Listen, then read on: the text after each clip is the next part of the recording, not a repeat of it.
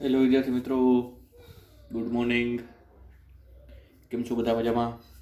ચેપ્ટરની અંદર આપણે ઓલરેડી એક સરસ મજાના ટોપિક વિકૃતિની ચર્ચા કરેલી છે મિત્રો. એમાં જે લાસ્ટ જે પોઈન્ટ હતો આકાર વિકૃતિ, એનું જે સૂત્ર લખ્યું હતું એ સૂત્રમાં બાજુમાં ભૂલથી કદ વિકૃતિ લખાઈ ગયું હતું. અહીંયા તમારે ખાલી ચેન્જ કરીને કદની જગ્યાએ આકાર લખવાનું છે, કારણ કે આકાર વિકૃતિનો ટોપિક હોય તો એના સૂત્રની અંદર તમારે આકાર વિકૃતિ જ નામ આપવાનું હોય. ક્લિયર? એક ચેન્જીસ તમારે બાય મિસ્ટેક થઈ ગયો તમારાથી કરવાનો છે. હવે આપણે ચર્ચા કરવી છે તે જ ટોપિકને અનુલક્ષીને વિરૂપક બળને અનુલક્ષીને એક સરસ મજાનો ટોપિક પ્રતિબળ. તો મિત્રો હવે આપણો નેક્સ્ટ ટોપિક છે પ્રતિબળ. લાસ્ટ ટાઈમ જે જોયું આપણે વિકૃતિ, એ ક્યારે જોવા મળે તમને? કે જ્યારે કોઈ પદાર્થ બાહ્ય બળની અસર હેઠળ હોય ત્યારે તમને જોવા મળે વિકૃતિ. ક્લિયર? એટલે કે પરિમાણમાં ફેરફાર થાય છે, એને વિકૃતિ કહીએ છીએ. પ્રતિબળ પણ તમને ત્યારે જોવા મળે મિત્રો જ્યારે કોઈ પદાર્થ બાહ્ય બળ એટલે કે વિરૂપક બળની અસર હેઠળ હોય. ક્લિયર? નામ કંઈક એવું જ છે, પ્રતિબળ. એટલે કે બાહ્ય બળનો વિરોધ કરતું હોય, બાહ્ય બળનો વિરોધ કરતું હોય એવું બળ, એને આપણે પ્રતિબળ તરીકે ઓળખીએ છીએ. શું છે હમણાં સમજીએ. એ પહેલાં એક જૂનો કોન્સેપ્ટ આપણે વિચારીએ, ચેપ્ટર નંબર 6 કાર્ય ઉર્જા પાવરનો.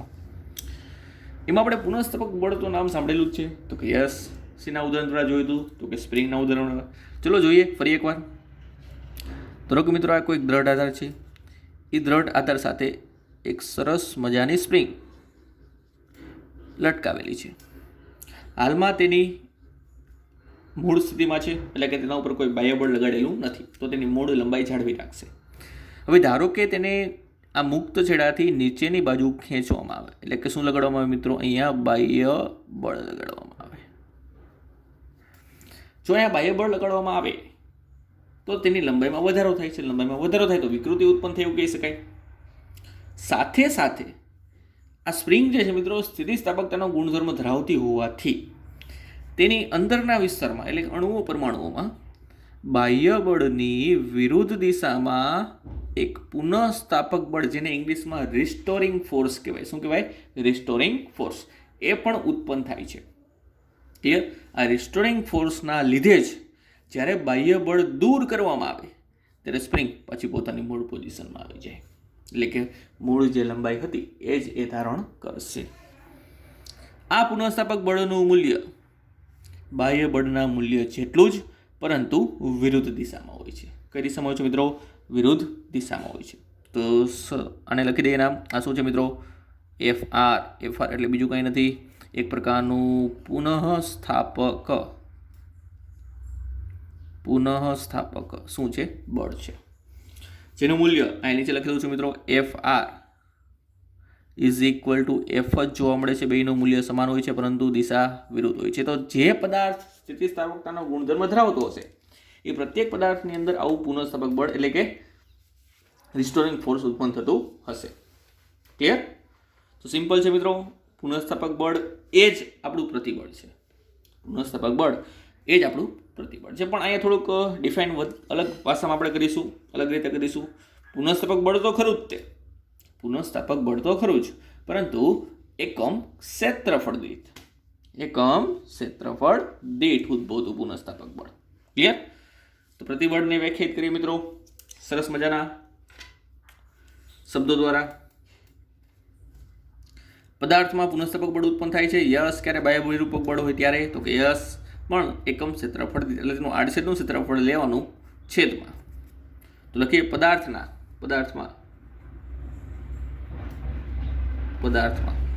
આડછેદના એકમ ક્ષેત્રફળ દીઠ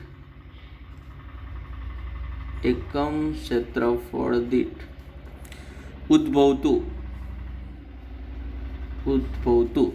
પુનઃસ્થાપક બળ ને પદાર્થમાં આડછેદના એકમ ક્ષેત્રફળથી ઉદ્ભવતું પુનઃસ્થાપક બળ એ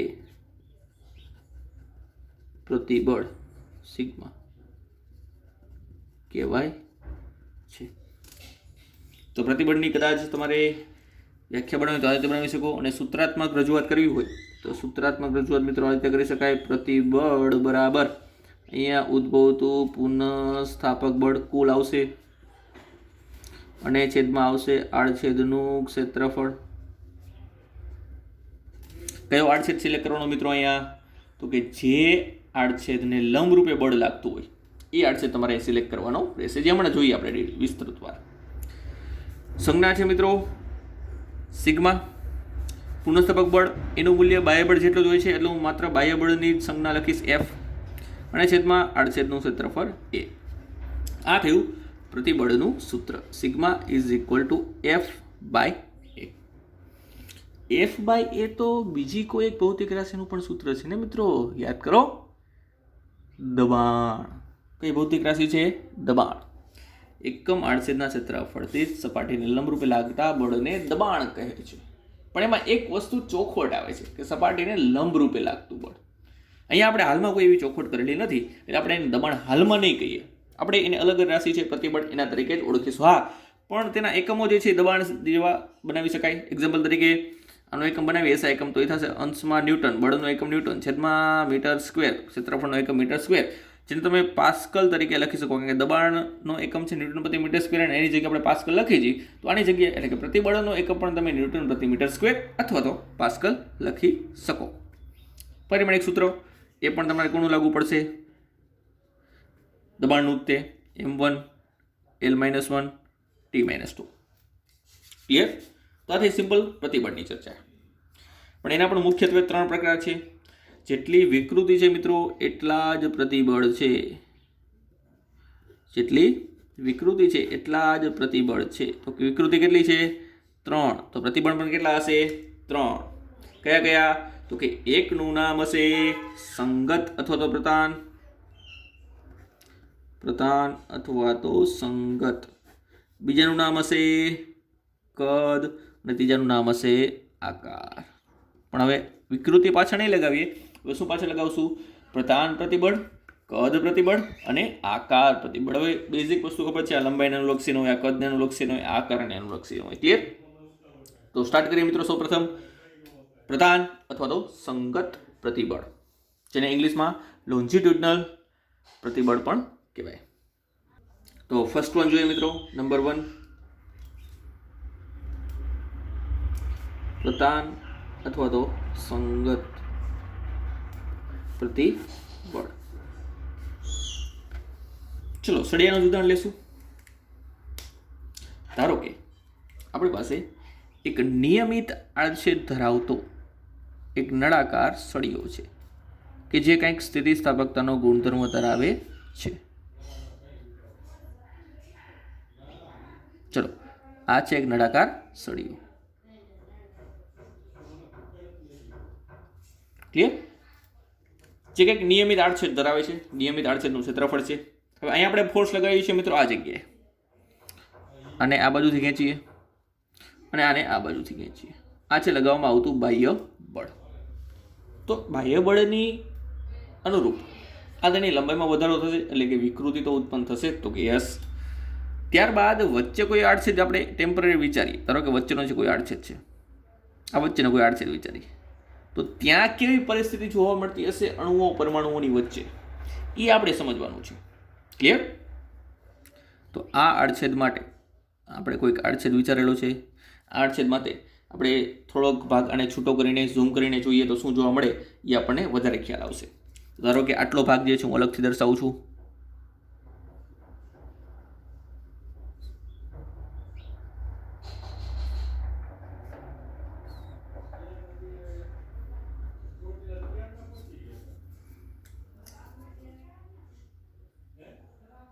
આટલો ભાગ, અને બાકીનો એટલો ભાગ જે છે એને આપણે થોડુંક અલગ કરીને, ખરેખર અલગ હોય નહીં પણ આપણે અલગ કરીને દર્શાવીએ છીએ.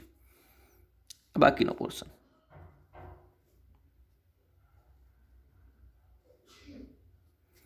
બાહ્ય જે હતા એમ નામ જ છે મિત્રો, એમાં કોઈ પણ પ્રકારનો ચેન્જીસ નથી. એફ અહીંયા ડોટેડ લાઇન જે આપણને દેખાતું નથી એટલા માટે લખી છે ડોટેડ લાઇન. તો અહીંયા શું જોવા મળતું હોય? જ્યારે તમે અહીંયા આ ડાબી બાજુ આ રીતે બળ લગાડો F જેટલું જ, અને એટલા જ મૂલ્યનું જમણી બાજુ અંતિમ છેડે બળ લગાડીએ, તો અહીંયા અંદરના વિસ્તારમાં એટલે કોઈ એક આડછેદને લંબરૂપે અહીંયા ડાબી બાજુ બાહ્ય બળને અનુરૂપ તેની વિરુદ્ધ દિશામાં પુનઃસ્થાપક બળ ઉત્પન્ન થતું હશે, જ્યારે જમણી બાજુ બાહ્ય બળને અનુરૂપ તેની વિરુદ્ધ દિશામાં શું ઉત્પન્ન થતું હશે? પુનઃસ્થાપક બળ. એટલા જ મૂલ્યનું હોય, એ એટલા જ મૂલ્યનું હોય જે શું છે? પુનઃસ્થાપક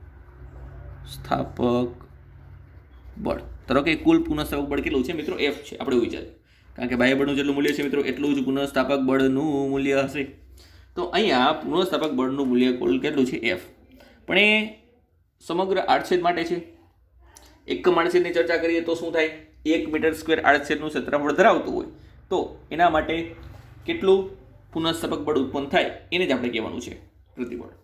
તો આપણે જે ચર્ચા કરી મિત્રો એ આટલા આડછેદના ક્ષેત્રફળ માટેની ચર્ચા કરેલી છે કે જેના આડછેદનું ક્ષેત્રફળ કેટલું છે? તો આડછેદનું ક્ષેત્રફળ છે A. કેટલું છે? A. તો એ આડછેદના ક્ષેત્રફળ દીઠ F જેટલું પુનઃસ્થાપક બળ ઉદ્ભવે છે. સમજો મિત્રો, એ આડછેદના ક્ષેત્રફળ દીઠ F જેટલું રિસ્ટોરિંગ ફોર્સ એટલે કે પુનઃસ્થાપક બળ ઉદ્ભવે છે. તો 1 મીટર સ્ક્વેર ક્ષેત્રફળ દીઠ કેટલો ઉદ્ભવશે? તો એકમ આડછેદના ક્ષેત્રફળ દીઠ ઉદ્ભવતા પુનઃસ્થાપક બળને જ શું કહેવાય છે મિત્રો? સિગ્મા કહેવાય છે. ક્લિયર? તો બસ આ જ સિદ્ધાંતનો ઉપયોગ કરીને આપણે સિગ્માને વ્યાખ્યાયિત કરીશું. ક્લિયર? તો અહીંયા પ્રતાપ અથવા તો સંગત પ્રતિબળ જેનો હું સિગ્મા એલ વડે દર્શાવું. સૂત્ર એ જ મિત્રો, લંબાઈમાં પુનઃસ્થાપક બળ છેદમાં ક્ષેત્રફળ, એમાં કોઈ પણ પ્રકારનો ચેન્જીસ નથી. તો અહીંયા પુનઃસ્થાપક બળ મળે છે. ધારો કે આપણને F ને જે આડછેદ સિલેક્ટ કરેલું છે એનું ક્ષેત્રફળ છે A. તો અહીંયા સૂત્ર એનું એ જ રહેશે, L ફોર લોન્જિટ્યુડિનલ, અથવા તો યાદ રાખવા માટે લંબાઈ પણ લખી શકો છો. ક્લિયર? ત્યારબાદ આના બે કિસ્સા છે આપણે જોઈએ છીએ. અહીંયા જે તમને કિસ્સા જોવા મળે છે એ તણાવનો કિસ્સો છે. લંબાઈમાં વધારો થાય. ક્લિયર? તો સેમ વસ્તુ લંબાઈમાં ઘટાડો થાય એટલે કે જ્યારે અહીંયા બાહ્ય બળને અનુરૂપ પદાર્થ પર આ રીતે આ બાજુ દિશામાં બળ લગાડવામાં આવે તો અંદર ઉત્પન્ન થતા પુનઃસ્થાપક બળો વિરુદ્ધ દિશામાં હશે. ક્લિયર? એટલે કે ઇન શોર્ટ, તમે પદાર્થ જે છે એ પદાર્થને તમે આ રીતે ખેંચો તો બાહ્ય બળ આ બાજુ, તો પુનઃસ્થાપક બળ આ બાજુ. જો પદાર્થને આ રીતે આમ દબાવો, ફોર્સ આ બાજુ લગાડો, બાહ્ય બળ આ બાજુ લગાડો, તો વચ્ચેનો કોઈ આડછેદ પકડવાનો, એ વચ્ચેના આડછેદને અનુરૂપ સપાટીને લંબરૂપે આ બાજુ પુનઃસ્થાપક બળ ઉત્પન્ન થાય. ક્લિયર? તો મિત્રો ખાસ જોજો, અહીંયા જે બળ આપણે કન્સિડર કરીએ છીએ F એ આડછેદની સપાટીને લંબ રૂપે જ હોય છે. ક્લિયર? એ જ તમારે બળ અહીંયા કન્સિડર કરવાનું છે. તો આ થયું પ્રધાન અથવા સંગત પ્રતિબળની વાત. ક્લિયર? પણ આના બે પ્રકાર છે, આપણને ખબર છે કયા કયા? એક છે તણાવ અને એક છે દાબીય. તો તણાવ પ્રતિબળ પણ અલગથી વ્યાખ્યાયિત કરી શકાય અને દાબીય પ્રતિબળ પણ અલગથી વ્યાખ્યાયિત કરી શકાય. તો હવે એની વાત કરીએ.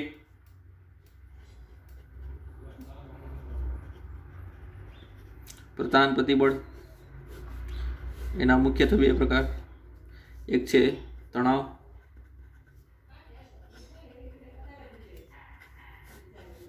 અને બીજું છે દાબીય. હવે તણાવ ક્યારે લાગુ પડે? તો કે જ્યારે લંબાઈમાં વધારો થતો હોય. દાબીય ક્યારે લાગુ પડે? જ્યારે લંબાઈમાં ઘટાડો થતો. પણ વ્યાખ્યા સ્વરૂપે રજૂ કરવું હોય તો કે આ રીતે રજૂ કરી શકાય કે ભાઈ વિરૂપક બળની અસર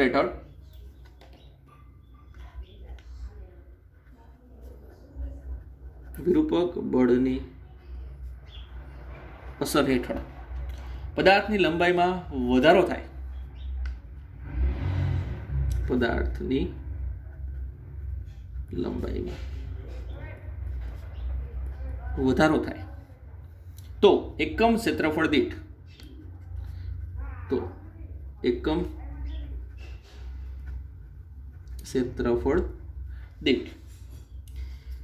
પુનઃસ્થાપક બળને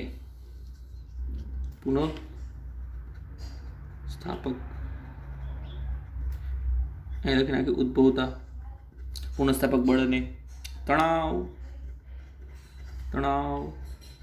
પ્રતિબળ કહે છે. આ થઈ તણાવ પ્રતિબળની વ્યાખ્યા. આવી જ રીતે મિત્રો તમે દાબી પ્રતિબળની વ્યાખ્યા પણ આપી શકો છો. ખાલી ચેન્જ શું કરવાનો? લંબાઈમાં ઘટાડો થાય તો એની પણ વ્યાખ્યા આપી દઈએ. વિરૂપક બળની અસર હેઠળ પદાર્થની લંબાઈમાં ઘટાડો થાય તો એકમ આડછેદના ક્ષેત્રફળ દીઠ અથવા તો એકમ ક્ષેત્રફળ દીઠ ઉદ્ભવતા પુનઃસ્થાપક બળને દાબીય પ્રતિબળ કહે છે. તો જો લંબાઈમાં ઘટાડો થાય તો દાબીય, લંબાઈમાં વધારો થાય તો તણાવ. સૂત્ર સેમ ટુ સેમ રહેશે મિત્રો બધાય માટે, પ્રતાન, કદ કે આકાર બધાય માટે સૂત્રમાં કોઈ પણ પ્રકારનો ચેન્જીસ થવાનો નથી. સૂત્ર બધા માટે કેવા રહેશે? સમાન જ રહેશે. ક્લિયર? તો આથી મિત્રો પ્રતાનની વાત. ત્યારબાદ હવે જોઈએ કદ માટે. સેકન્ડ, કદ પ્રતિબળ. અહીંયા પણ પુનઃસ્થાપક બળ તો ઉત્પન્ન થશે. કઈ રીતે? ધારો કે કોઈ સ્પંજનો ટુકડો છે, આપણે સ્પંજનું ડસ્ટર જોઈએ, એમાંથી પ્લાસ્ટિકનો ભાગ કાઢી નાખીએ અને સ્પંજનો ભાગ આપણે હાથમાં લઈએ અને એને પ્રેસ કરીએ બધી બાજુથી લંબરૂપે, તો તેના કદમાં તો ઘટાડો થાય જ છે. પણ જો બાહ્યબળ દૂર કરી નાખો તો પાછો પદાર્થ પોતાની મૂળ સ્થિતિમાં આવે જ છે. પદાર્થ પોતાની મૂળ સ્થિતિમાં આવતો હશે એનો મતલબ શું થયો? તો કે તેની અંદરની તરફ બાહ્ય બળની વિરુદ્ધ દિશામાં ક્યાંક ને ક્યાંક પુનઃસ્થાપક બળ તો ઉત્પન્ન થતું જ હશે. ક્લિયર? પરંતુ અહીંયા ખાલી એક જ પોઈન્ટ તમારે વિચારવાનો છે કે પુનઃસ્થાપક બળ છે મિત્રો એ બધી જ બાજુએ પદાર્થને લંબરૂપે, સપાટીને લંબરૂપે લાગતું હોય. એટલા માટે એનું બીજું નામ પણ છે મિત્રો હાઇડ્રોલિક અથવા તો જલીય પ્રતિબળ. તો બીજું નામ પણ લખી દઈએ આપણે, હાઇડ્રોલિક અથવા જલીય પ્રતિબળ. હાઇડ્રોલિક અથવા જલીય શું કામ કહેવા માંગે છે મિત્રો? જ્યારે કોઈ પદાર્થને તમે તરલમાં ડુબાડો, ક્લિયર, પાણીની અંદર ડુબાડો, ત્યારે કંઈ સંકોચન અથવા તો વિસ્તરણ પામે છે. તો જ્યારે સંકોચન અને વિસ્તરણ પામતો હોય પદાર્થ, તો એ પદાર્થ ઉપર પાણી દ્વારા અથવા તો પ્રવાહી દ્વારા એ બધી જ બાજુએ પદાર્થની બધી જ સપાટીને લંબરૂપે બળ લાગતું હોય. એટલા માટે એનું નામ હાઇડ્રોલિક અથવા તો જલીય પાડવામાં આવે છે. ક્લિયર? તો એક વસ્તુ યાદ રાખજો, અહીંયા પુનઃસ્થાપક બળ અહીંયા પણ ઉત્પન્ન થાય છે. ક્લિયર? પરંતુ સપાટીને લંબરૂપે બધી જ બાજુએ બાહ્ય બળની વિરુદ્ધ દિશામાં. તો એવું એક એક્ઝામ્પલ કન્સિડર કરું. ધારો કે મિત્રો આપણી પાસે એક સરસ મજાનું એક સ્પંજનું ડસ્ટર છે અથવા સ્પંજ છે હાથમાં. આપણે તેના ઉપર બાહ્ય બળ લગાડીએ છીએ. તો આપણે પહેલાં જ કીધું હતું અહીંયા બાહ્ય બળ લાગે એ સપાટીને લંબરૂપે બધી જ બાજુએ લાગવું જોઈએ એ આપણને ખબર છે. અને આ બાહ્ય બળનું મૂલ્ય કેટલું છે? ધારો કે F જેટલું છે. આ શું છે મિત્રો? બાહ્ય બળ. હાલમાં કુલ એનું કદ V છે. હવે બાહ્ય બળ લગાડશો એટલે કદમાં શું થશે? ઘટાડો થશે. કદમાં ઘટાડો થઈને ધારો કે એ ડસ્ટર જે છે એ કંઈક આવો આકાર ધારણ કરે છે. આટલો કદમાં શું થયો? ઘટાડો થયો. ક્લિયર? પણ આ કદમાં ઘટાડો થયો ક્યારે? બાહ્ય બળ છે ત્યારે, વિરૂપક બળ છે ત્યારે. તો વિરૂપક બળની અસર સાથે સાથે એ બાહ્ય બળની વિરુદ્ધ દિશામાં તેને અનુરૂપ સપાટીને લંબરૂપે બીજું એક બળ ઉત્પન્ન કરતું હોય જેનું નામ છે પુનઃસ્થાપક બળ. તો આ F શું છે મિત્રો? આ છે પુનઃસ્થાપક બળ. ક્લિયર? પુનઃસ્થાપક બળ એ જ આપણું પ્રતિબળ છે, પણ આડછેદના એકમ ક્ષેત્રફળ દીઠ. ક્લિયર? અને સાથે સાથે આપણે જલીય અને તરલની વાત, હાઇડ્રોલિકની વાત કરીએ તો એમાં આપણે એવું પણ વિચારી શકીએ કે જ્યારે પદાર્થને તરલમાં ડૂબાડવામાં આવે તે પદાર્થની સપાટીના દરેક બિંદુએ લંબરૂપે વિરૂપક બળ લાગતું હોય. અને વિરૂપક બળના લીધે પદાર્થની અંદરના વિસ્તારમાં એટલે કે આંતરિક પુનઃસ્થાપક બળ ઉદ્ભવે. ક્લિયર? અને આ કિસ્સામાં એકમ ક્ષેત્રફળ દીઠ ઉદ્ભવતા પુનઃસ્થાપક બળને જ શું કહેવાય છે? કદ પ્રતિબળ કહે છે. ક્લિયર? ચલો એની પણ ચોખવટ કરીએ. થોડાક વ્યવહારિક શબ્દો લખીએ આપણે. જ્યારે કોઈ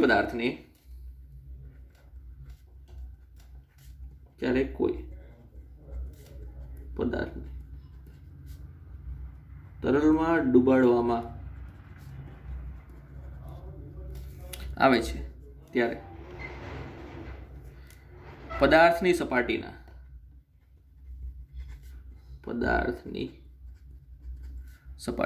દરેક બિંદુએ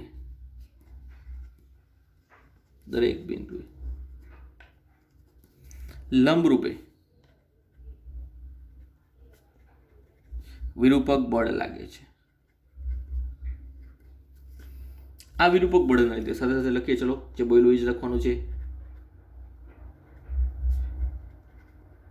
આ વિરૂપક બળના લીધે પદાર્થમાં આંતરિક એટલે કે અંદરની બાજુ આંતરિક પુનઃસ્થાપક બળ ઉદ્ભવે છે. આ કિસ્સામાં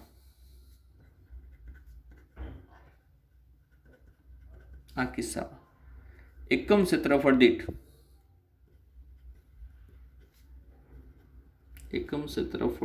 દીઠ ઉદ્ભવતા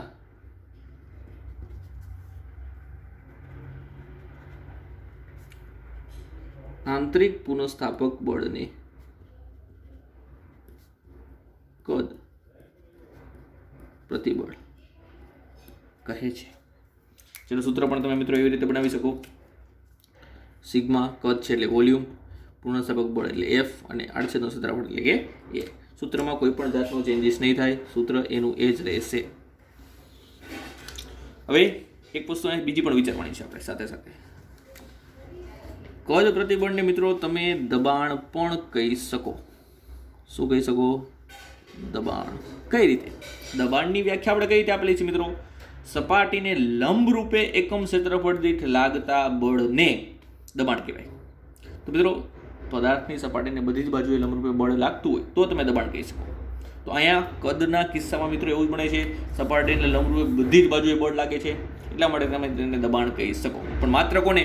કદ પ્રતિબળને દબાણ કહી શકો. તણાવ પ્રતિબળને દબાણ ન કહી શકો. કેમ? તો એ તણાવ પ્રતિબળનો સળિયો હતો મિત્રો, ધારો કે સળિયો છે, તો કાં તો તમે આ બાજુ બળ લગાડો છો, ક્લિયર, કાં તો તમે આમ બળ લગાડી શકો. બધી જ બાજુએથી સપાટીને લંબરૂપે બળ ન લાગતું હોય એટલા માટે તમે તણાવ એટલે કે પ્રતાણને તમે દબાણ કહી શકો નહીં. માત્ર કદ પ્રતિબળ એક જ દબાણ તરીકે ઓળખાશે. અને આ પોઈન્ટ તમારે ખાસ યાદ રાખવાનો છે મિત્રો, ઇમ્પોર્ટન્ટ છે આપણા માટે. બીજા એક પણ પ્રતિબળને આપણે દબાણ કહી શકશું નહીં. ક્લિયર? આ ખાસ વસ્તુ યાદ રાખવાની છે તમારે. ડન? ચલો ત્યારબાદ ચર્ચા કરીએ પોઈન્ટ નંબર 3, આકાર પ્રતિબળ. આ સિમ્પલ છે મિત્રો, આમાં બહુ ખાસ વિચારવાનું નથી. જૂની આકૃતિ યાદ કરીએ વિકૃતિની. એમાં આપણે સ્પર્શીય બળ લગાડતા હતા. સ્પર્શીય બળ લગાડીએ તો વિકૃતિ ઉત્પન્ન થાય. વિકૃતિ ઉત્પન્ન થાય તો પુનઃસ્થાપક બળ પણ ઉત્પન્ન થતું હોય. જેમ કે આ પદાર્થ છે, પદાર્થ આમ પડેલો છે, તો આપણે એને સ્પર્શીય બળ લગાડીએ તો આ સ્પર્શીય બળ કહેવાય. તો તેનો આકાર બદલાય. જો બદલાય કે ન બદલાય? સીધો હતો સ્ટ્રેટ, એમાંથી કેવો થઈ ગયો? બેન્ડ થઈ ગયો. તો બેન્ડ થઈ ગયો, બાહ્ય વિરૂપક બળ છે ત્યાં સુધી બેન્ડ થયેલો રહેશે. જો વિરૂપક બળ દૂર કરી લઉં તો કે પદાર્થ પોતાની મૂળ પોઝિશનમાં આવશે. એનો મતલબ શું થયો? આની અંદર પણ પુનઃસ્થાપક બળ ઉત્પન્ન થતું હોય જ. ક્લિયર? એ પુનઃસ્થાપક બળ આપણે ફરી એકવાર આડછેદના ક્ષેત્રફળને અનુરૂપ લેવાનું છે. એટલે આકાર અથવા તો સ્પર્શીય પ્રતિબળ પણ લખી શકાય. તો આકાર અથવા તો બીજું નામ પણ છે મિત્રો, શું છે? સ્પર્શીય પ્રતિબળ. તો એનું સિમ્પલ સૂત્ર છે, બહુ નવીન કંઈ છે નહીં. સિગ્મા થીટા એકમ ક્ષેત્રફળથી લાગતું ટેન્જેન્શિયલ ફોર્સ એટલે કે સ્પર્શીય બળ, એટલા માટે ટી લખેલું છે.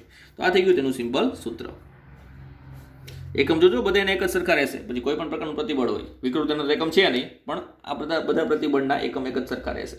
તો અહીં વ્યાખ્યા પણ આપણે લખી શકીએ સરસ મજાના અક્ષરે મિત્રો. પદાર્થ પર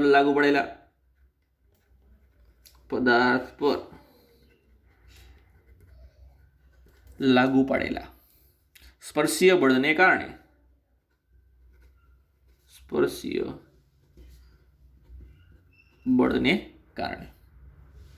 એકમ ક્ષેત્રફળ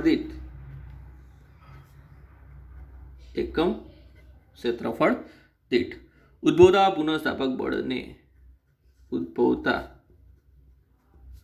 પુનઃસ્થાપક બળને સ્પર્શીય અથવા તો આકાર પ્રતિબળ કહે છે. સિમ્પલ વ્યાખ્યા છે, એનામાં બીજું કંઈ ખાસ જાજુ છે નહીં. In short FT/A. એક ખાસ કિસ્સો છે મિત્રો, આની અંદર જ ચર્ચા કરી લઈ.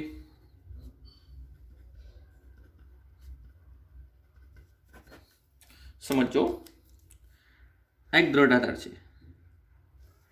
તેની સાથે કોઈ એક નળાકાર સળિયો લગાડેલો છે. આ છે નળાકાર સળિયો. એક છેડો ફિક્સ છે, એક છેડો મુક્ત છે. હવે જો તમે બળ તમે આ બાજુ લગાવો તો પ્રતાન પ્રતિબળ અને પ્રતાન વિકૃતિ ઉદ્ભવે. જો તમે બળ ઉપરની તરફ લગાવો તો આકાર પ્રતિબળ અને આકાર વિકૃતિ ઉદ્ભવે. પરંતુ જો બળ આ ડાયરેક્શનમાં લાગતું હોય તો ધારો કે બળ આ ડાયરેક્શનમાં લાગે છે, બાહ્ય બળ આ ડાયરેક્શનમાં લાગે છે, તો શું થશે? એટલે એક અક્ષની સાથે અથવા તો આપણે વિચારી શકીએ કે આ અક્ષની સાથે કોઈક એંગલે લાગે છે, આની સાથે કેટલા એંગલે લાગે છે? થીટા ખૂણે. આટલા થીટા ખૂણે લાગે છે. તો શું થાય? તો મિત્રો આવા કિસ્સાની અંદર તમારે એફના બે ઘટકો પાડવાના રહેશે.